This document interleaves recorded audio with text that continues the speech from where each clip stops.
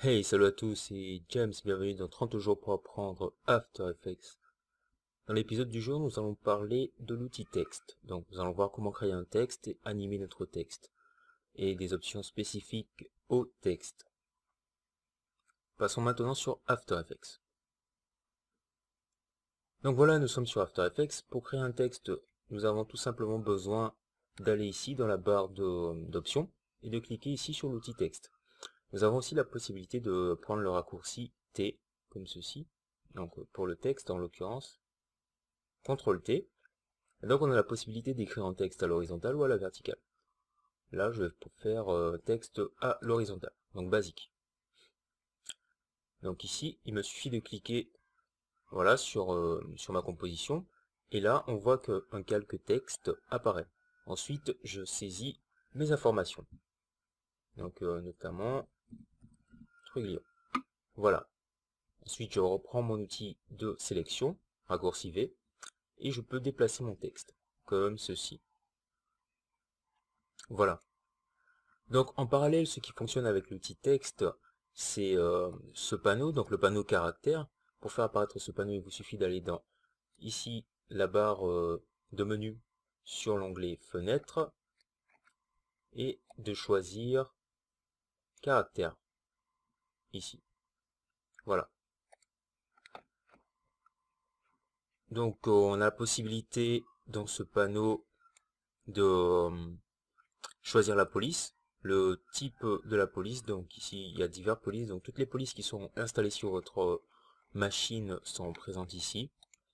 On a le type de la police qu'on peut changer, la taille de la police, augmenter ou réduire la police, ensuite la hauteur, enfin l'interligne qu'il y aura entre le texte, si vous écrivez beaucoup de texte, ici la largeur, donc l'espacement plutôt entre les lettres,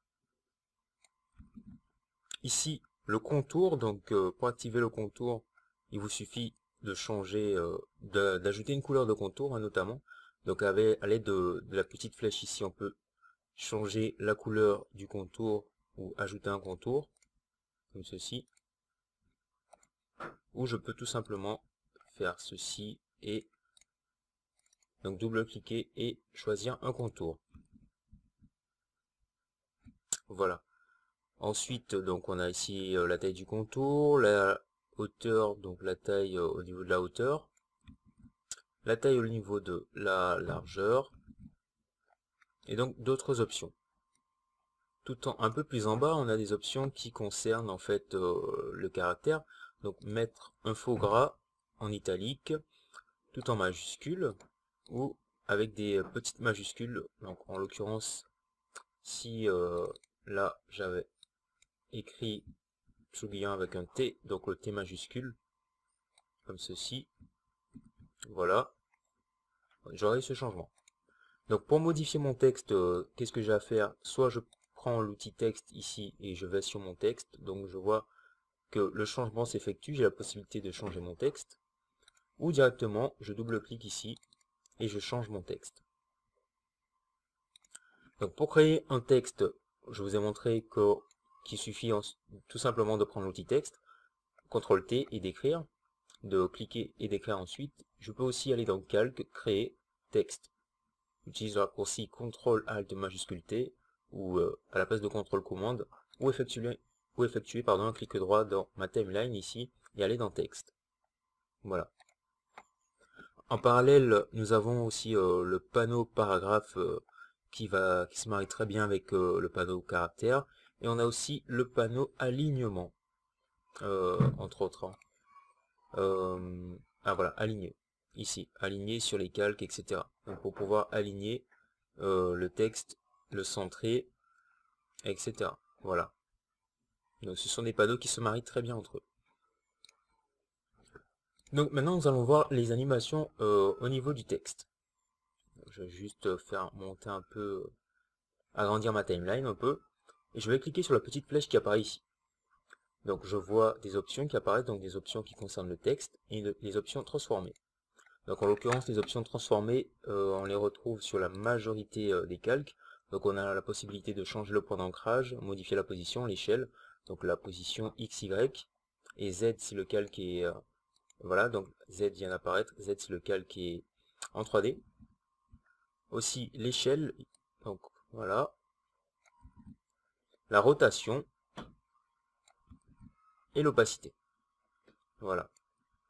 Nous, on va plutôt s'attarder sur le texte. Donc, en allant sur le texte, on voit qu'on a une option texte source, on a une option de chemin et on a d'autres options. On va voir plutôt les animations. Donc, on va aller cliquer sur animer.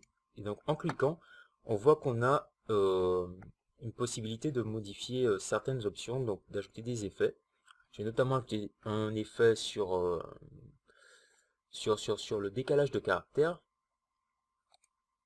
qui est ici.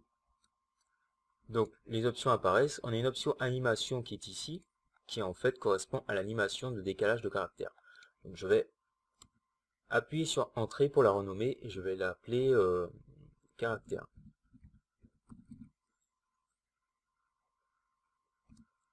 Voilà. Et j'ai un sélecteur qui lui est appliqué. Donc le sélecteur, c'est un sélecteur de caractère.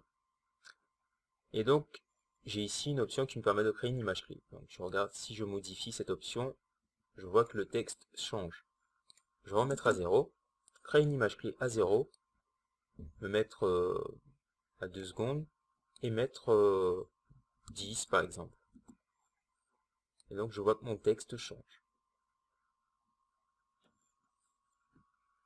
Retourner à 3 et remettre 0. Et mon texte va rechanger. Donc je vais juste faire un lissage de vitesse pour que ce soit plus sympa. Voilà. Maintenant, j'aurais envie d'ajouter un autre sélecteur. Donc, on a la possibilité d'ajouter plusieurs sélecteurs.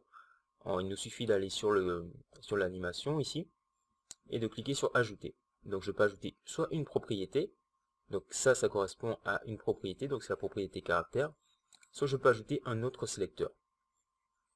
Sélecteur plage, tremblement ou expression. Donc je vais plutôt ajouter, je vais essayer d'ajouter un sélecteur plage. Voilà. Donc c'est un autre sélecteur plage qui fera référence encore au caractère. J'en ai pas spécialement besoin. Je vais plutôt ajouter une propriété. Donc rajouter du flou par exemple. Et donc j'ai le flou qui vient d'apparaître ici. Et je peux gérer l'intensité du flou.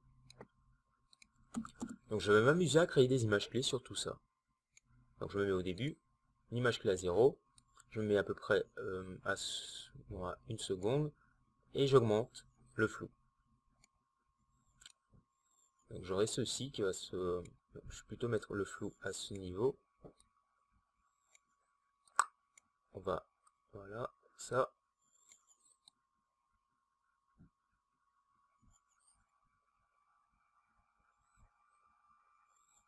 Voilà. Donc ce que je vais faire, c'est en fait faire les lettres changer une par une. Donc je vais aller sur mon sélecteur de plage ici. Donc, et choisir décalage. Et créer des images clés sur le décalage. Comme ceci.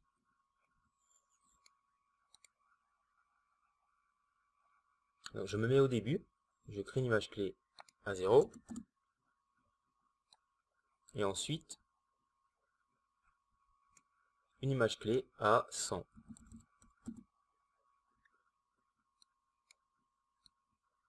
Et donc je vais voir le curseur se décaler.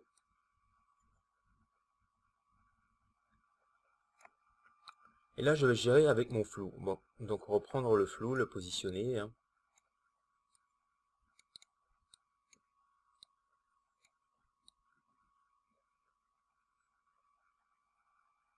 Et gérer comme ceci.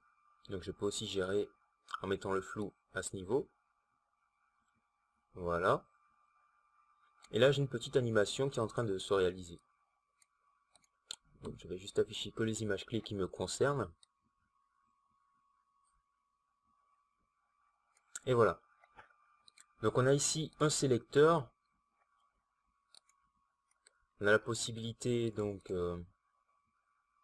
d'ajouter d'autres sélecteurs ou d'ajouter d'autres animations. Donc, par exemple, ici, si je clique sur animer, je peux animer l'échelle. Donc, ça va m'ajouter une autre propriété à mon sélecteur, ou je peux ajouter un sélecteur carrément, donc sélecteur de tremblement. Donc ici, il s'agit du sélecteur de tremblement. Ici, on avait le sélecteur de plage, ou je peux avoir le sélecteur de plage ou une autre propriété, comme je veux. Voilà.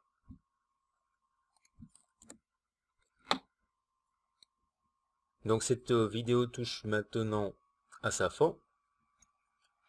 Vous avez pu voir quelques options qui concernent l'animation du texte, comment créer un texte, modifier un texte, et quelles sont les options qui vont avec le texte, en l'occurrence.